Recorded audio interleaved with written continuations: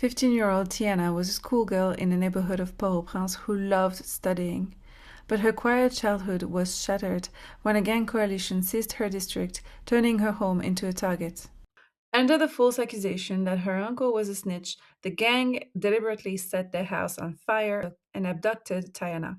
For 1 week, she was held in a private residence and subjected to repeated sexual violence by her two captors. She was able to escape with the help of what she called a less cruel individual among her captors who helped her escape. Today, Tiana is one of the thousands of lives dismantled by the systemic collapse in Haiti. She resides in a safe house run by the NGO OFAVA, where she receives psychological and medical support. While Taina is determined to resume her studies and one day become a police officer, her reality highlights the true cost of the crisis. Tragically, her story is not an isolated case. In 2023, the NGO rescued 640 women, girls, and boys survivors of sexual violence. Haiti is not suffering from a simple crime wave. It is witnessing the collapse of the state's ability to protect its citizens from territorial actors who treat children and human beings in general as pawns in their fight for dominance. Armed gangs that now control up to 90% of Port-au-Prince and have expanded into rural areas, creating a catastrophic humanitarian crisis.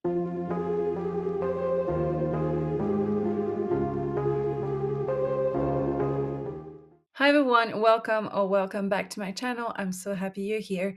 My name is Marianne and here I talk about geopolitics. So if this is something that you are interested in, I would love it if you could consider subscribing to my channel and liking this video. This is a video that is part of my series on forgotten wars, wars that don't always make the headlines but have catastrophic impacts across the world. And today, let's focus on the situation in Haiti. While international bodies hesitate to categorize the situation in Haiti as a civil war due to the lack of two clearly defined state level combatants, this linguistic distinction offers little comfort to those living on the ground. In reality, the country is experiencing a profound collapse of the social contract, with armed coalitions exerting control over the majority of the capital and orchestrating the functional displacement of the state. The lived reality for millions of Haitians is that of a conflict zone. Including Haiti in this series is trying to look past the bureaucratic definitions to acknowledge that the country is trapped in a persistent, low intensity war for survival where the distinction between gang violence and political insurgency has all but evaporated. So this video will start by exploring how the situation reached this point, followed with what is happening on the ground, and look at what could possibly happen next. Haiti is where the most successful slave revolution in history produced the world's first Black Republic. On January 1st, 1804, Haiti, formerly Saint-Domingue, the wealthiest colony in the Americas, declared independence from France after 13 years of brutal extraordinary warfare. While fighting under the French flag as emancipated citizens, they defeated the Spanish and the British. And in their final war for independence in 1802-1803, the formerly enslaved people defeated Napoleon's expeditionary forces. But after that, France demanded reparation, compensation for the loss of its enslaved people and plantations. And under the threat of reinvasion, Haiti agreed to pay 150 million gold francs, which was reduced later to 90 million. Haiti had to take out loans at punishing interest rates to pay it. As much as 80% of the country's annual revenue went to servicing this debt. And the final payment was made in 1947, or 143 years after independence. The United States, terrified that a successful slave republic might inspire its own enslaved population, refused to recognize Haiti for 58 years. And when it finally did, they invaded and occupied it from 1915 to 1934. In 1915, Woodrow Wilson sent US Marines to occupy Haiti. The official reason was political instability. The real reason was to protect American banking interest, and especially that of the National City Bank of New York, and block Germany from gaining influence in the Caribbean during World War I. After that, it backed the regime of dictator François Papadoc Duvalier from 1957 to 1971 and of his son, Baby Doc Duvalier. The regime was notorious for its brutal human rights abuses and the use of a paramilitary force, the Tonton Macoute. Because Duvalier framed his regime as a staunch anti communist bulwark in the Caribbean, the US provided significant aid and diplomatic support despite the systemic murder of political opponents and civilians. At the national level, things have been just as difficult for the country. After independence, Haiti fragmented almost immediately. The man who led the final push for freedom, Jean Jacques Dessalines, was assassinated in 1806. The country split into a northern kingdom and a southern republic. Internal power struggle consumed the early decades of the country, and the debt to France began accumulating. And by the time Haiti had officially paid France in 1947, it had essentially been economically strangled for its entire existence as a state. The money that should have gone into infrastructure, education, and institutions went to France and to the banks that financed the loans. During its 19 years occupation, the US rewrote Haiti's constitution to allow foreign land ownership, used forced labor to build roads, and trained a Haitian military that would be used against the Haitian people for generations. When the Marines left in 1934, they left behind a military institution that would go on to stage coup after coup. In 1957, François Papadoc Duvalier comes to power, and over the next 14 years, he built one of the most terrifying personal dictatorship in the Western Hemisphere. His secret police killed somewhere between 30 and 60,000 people. He looted the state treasury, expelled competent professionals, and destroyed Haiti's institutions deliberately and systematically because weak institutions were easier to control. When Duvalier died in 1971, his 19-year-old son, Baby Doc, took over as president for life until 1986, when a popular uprising finally drove Baby Doc into exile in France. Haiti then experienced a brief democratic opening and held its first genuinely free elections in 1990. Jean Bertrand Aristide, a former Catholic priest and champion of the poor, won with 67% of the vote. But 8 months later, he was overthrown by a military coup. The US troops eventually restored him in 1994. In 2003, Aristide formally demanded that France pay Haiti $21 billion in reparations, the inflation adjusted equivalent for the independence debt. The following year, amid an armed rebellion and intense international pressure, Aristide was removed from power. Essentially, he was forced to choose between living in a US aircraft or staying and face a violent rebel army without any protection. The 2004 coup triggered the next chapter, the 13-year of UN peacekeeping, MINUSTA, a mission that killed civilians in its early months, whose soldier brought cholera to Haiti in 2010, an outbreak that killed over 10,000 people, and for which the UN took more than a decade to formally acknowledge responsibility, and a mission that generated a wave of sexual abuse allegations against UN personnel. And then in 2010, a 7 magnitude earthquake struck directly under Port-au-Prince,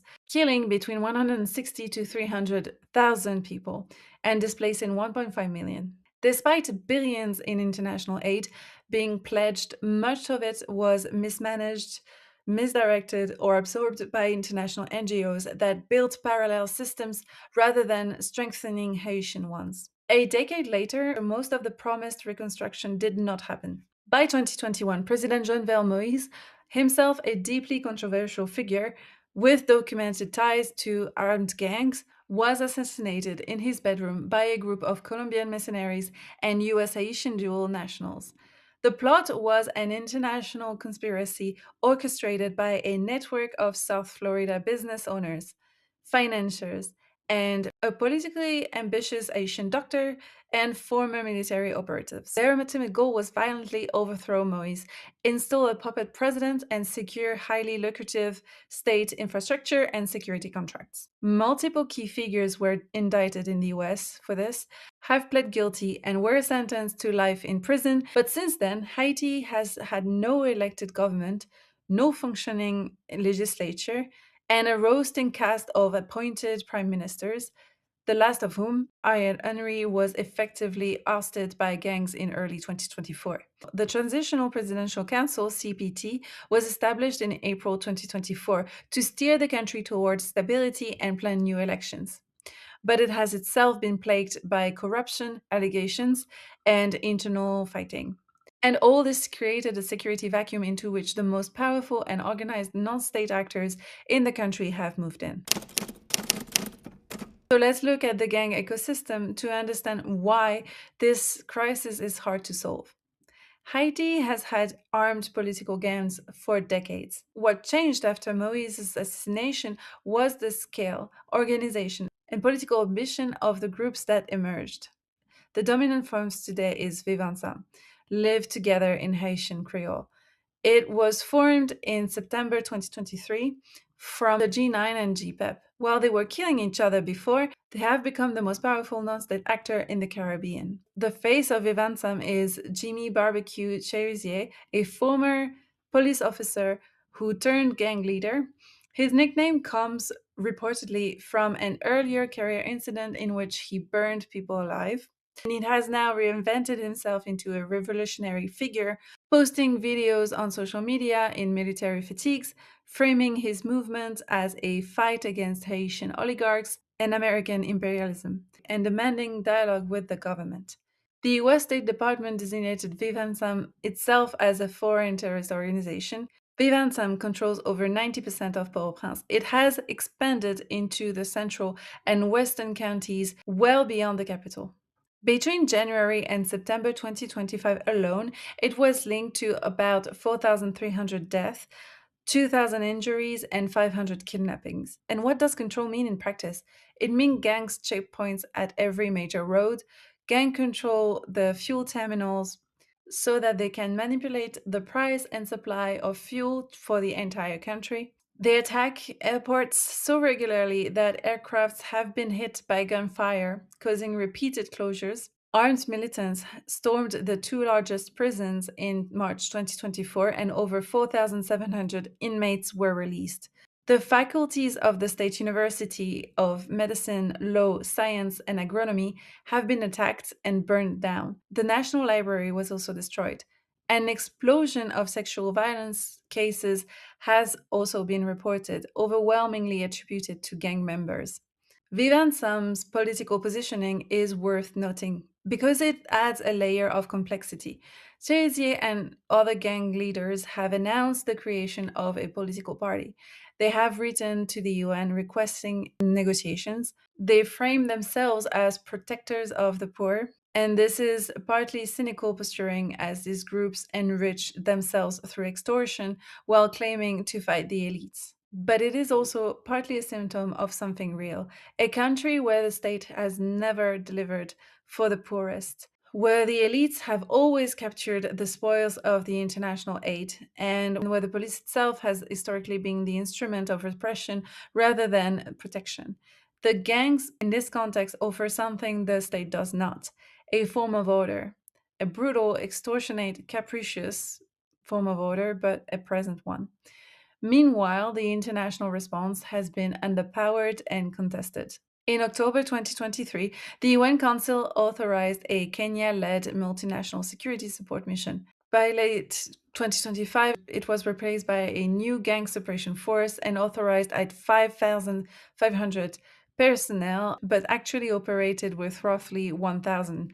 Kenya needed more money and more troops from other countries. But most contributors were putting back, and Nairobi completely pulled out by April 28, 2026, because it was denied the leadership of the new gang suppression force. Today, the mission is undergoing a drastic restructuring compared to the old Kenyan framework. Chad has overtaken as the primary force driver and has deployed hundreds of soldiers from the Chadian National Army. Chad has pledged to scale its commitment up to 1,500 personnel by June, with approximately 800 troops on the ground today. Elements of Guatemala and El Salvador are also already on the ground.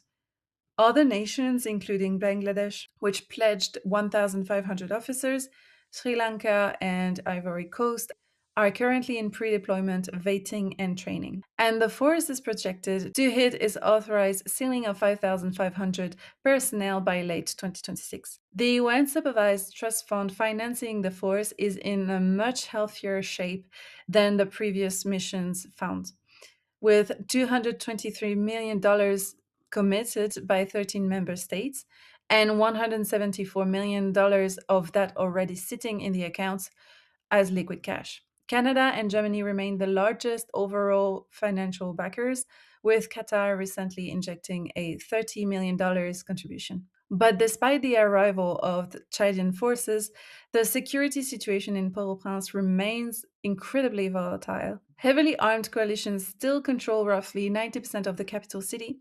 Intense clashes have escalated in neighborhoods like Cité Soleil, resulting in hundreds of civilian casualties as the Chadian force begins utilizing intelligence led offensive mandates to actively neutralize gangs rather than just guarding static infrastructure. As of mid June 2026, 6.4 million people, over half of Haiti's population, require emergency assistance, with 4.2 million actively targeted for aid. 5.83 million face acute food insecurity, and 1.8 to 1.9 million people remain stuck in IPC Phase 4 emergency, meaning that they are just one step away from famine. Haiti is amongst the world's top 5 hunger hotspots. 1.4 million people are internally displaced, or 12% of the population, the highest ever recorded, and 79% of the internally displaced people reside in provinces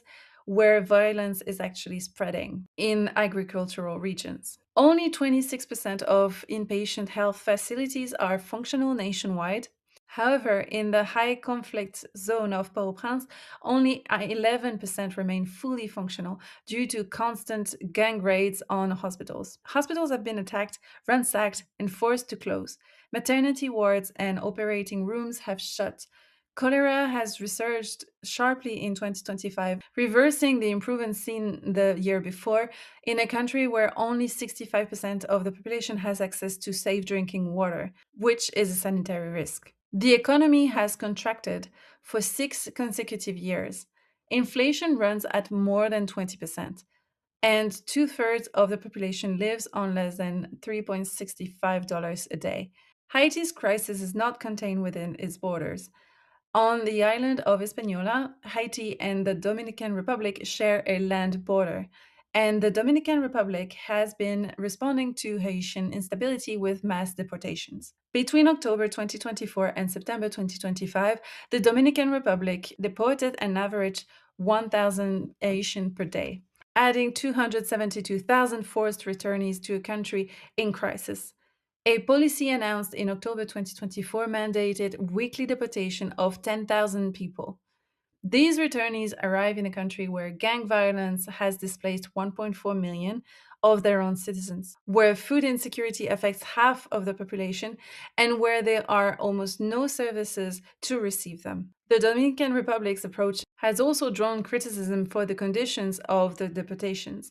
Reports of people being expelled without documents, without family contacts, without resources, sometimes including pregnant women, sick individuals, and people who lived in the Dominican Republic for years or decades. The fear in the wider Caribbean is that if Haiti's situation deteriorates further, migration pressure on the regional neighbors, the Bahamas, Cuba, and Florida, will intensify dramatically. So, what could happen next? With planned upcoming elections, there is hope that Haiti could step out of this dire situation. The country's Provisional Electoral Council, CEP, has approved 282 political parties and coalitions to participate in the upcoming election. There is a genuine enthusiasm to shape the country's future, but the voter registration phase scheduled for April 1st to June 29th, 2026, and the candidate registration phase scheduled for mid-April to mid-May 2026 were already officially delayed and postponed by electoral authorities. With Prime Minister Fils-Aimé explicitly stating in May 2026 that the country remains too insecure for a vote. casting doubt on the entire roadmap. And the Asian Times reported that Haiti's transitional government is facing mounting criticism over proposed changes to the country electoral decree, which opponents say would increase executive control over the CEP and restrict political participation ahead of the elections promised by December 2026. The legal ambiguity regarding the new decree is a primary driver of the election's delay and signals a lack of consensus within the transitional government itself. So, what can happen? In the optimistic scenario, elections take place in late 2026, some credible political figures emerge, the gang suppression force, with renewed international funding and more troops, manages to reduce Vivansam's territorial control sufficiently to allow the elections to happen in enough of the country to have legitimacy. And a new government takes office with a genuine mandate. This government builds a durable working relationship with the international community that actually channels aid through Haitian institutions rather than around them. Invest in the Haitian National Police to a point where it becomes a credible force and begins the slow grinding work of extending state authority into gang controlled areas through a combination of security operations and genuine social investments. This scenario will require a level of sustained international attention, funding, and coordination that has never materialized for Haiti before, and which, in a 2026 context where US foreign aid has been dramatically cut and donor fatigue is severe, looks difficult to achieve. In a second scenario, Haiti models through. The elections are delayed or partially held or held under conditions that strip them of much legitimacy. A new transitional arrangement is cobbled together. The gang suppression force stays but remains too small to fundamentally change the security picture. Vivanson retains control of most of Port-au-Prince. Haiti oscillates between periods of slightly more violence and slightly less, but never recovers. The economy stagnates, the state remains hollow, and a generation of Haitians grow up without reliable schools, without functioning hospitals. This is essentially what has been happening since 2010. The crisis deepened incrementally, and the world paid marginal attention. In this scenario, the gangs could even become institutionalized. Its leaders could obtain amnesty as part of a political settlement, and they could end up with formal political roles or political protection from prosecution. Crisis Group noted in December 2025 that Vivansam appeared intent on guaranteeing that their allies are in the next administration. As a result, Haiti would stabilize superficially with less immediate violence, but at the cost of entrenching a criminal political economy permanently into its institutional framework. The worst case scenario would be the collapse of the state and a regional crisis. Vivansam could expand its control beyond the capital into the south and north, pushing the transitional government to collapse entirely and forcing the anti gang force to withdraw. This would likely trigger a large scale famine in multiple districts and the mass migration event, hundreds of thousands of people attempting to reach the Bahamas, Cuba, and the US by sea, that would risk triggering a regional emergency and a US military response focused on interception rather than assistance. This scenario would represent the first genuine state collapse in the Caribbean in modern history. The knock on effects on regional stability, on migration, on the Dominican Republic's own political situation would be severe, adding pressure on small countries with limited capacities. This scenario does not appear to be the most likely today, but the risk increases every month that Vivansam consolidates its territorial gains into functioning governance structures. So today, Haiti is the poorest country in the Western Hemisphere, but it didn't have to be. It was the wealthiest colony in the Americas. It produced a third of the world's sugar and half of its coffee in the 1780s. It produced the only successful slave revolution in history and inspired abolitionist movements around the world. But the French ransom, the US occupation, the Duvalier years, propped up by Cold War money, the cholera that the UN brought and denied for years, the earthquake and its aid that was channeled to the wrong people, the internal instability and insecurity all exerted a terrible toll on the country.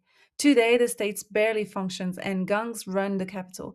6.4 million people needed emergency help, but international aid is falling short. There is no simple solution or military operation that can fix a crisis rooted in 2 centuries of governance failure and structural dispossession. No election can produce a legitimate state overnight when no legitimate state has ever really existed. While the international community must replace decades of neglect with a sustainable Haitian led strategy, this path forward relies equally on a decisive shift in domestic politics, where leaders must finally transcend self interest to govern for the benefit of the nation. So that's it for today. I hope that you found this video informative. If you did, please leave a like or a comment. I always put my sources in the doc linked in the description of the video if you want to dive further. I hope you have an amazing day, and I will see you very soon in the next video.